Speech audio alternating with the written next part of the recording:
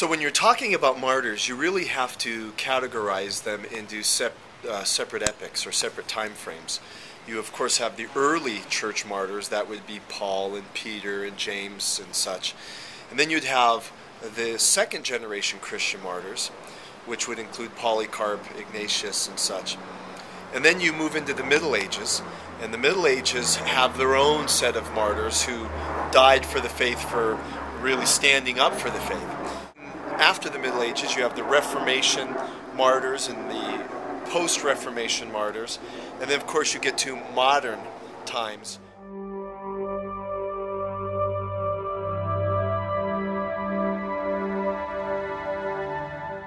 Polycarp was a student of John the Apostle. John wrote, of course, the Gospel of John and 3 letters found in the Bible, and Polycarp was one of his students.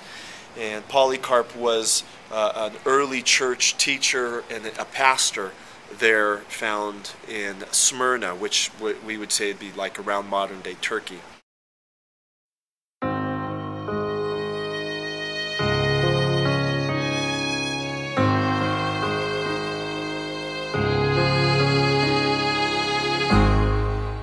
Towards the end of Polycarp's life, the Roman officials were cracking down on Christians, and they finally caught up with Polycarp, and they said, you either turn to the Roman gods and burn incense, or we will have to kill you. Well, Polycarp did not burn incense to the Roman gods.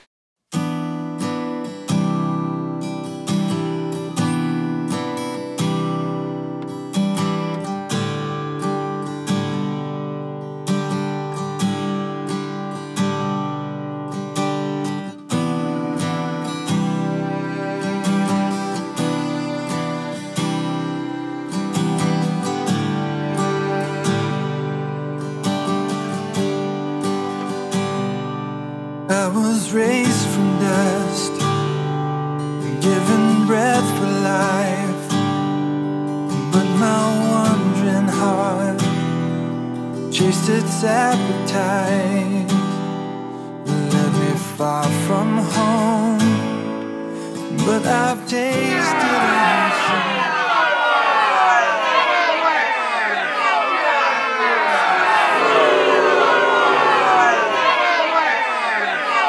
For 86 years I have served Christ. He's my Savior and King.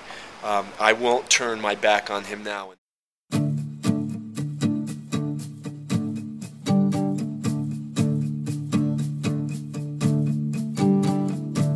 The Lord is my light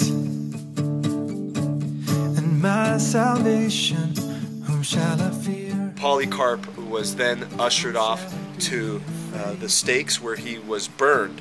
Some accounts say that they actually were unable to kill him during the burning. He lived. Stumble, though they come near, my heart will not fear. In the day of trouble, I'm safe in your dwelling. And they actually stabbed him to death after he was burned. So whether or not both accounts are correct, or one or the other, the fact is Polycarp died in the late 1st century, probably somewhere between 155 to 160 AD.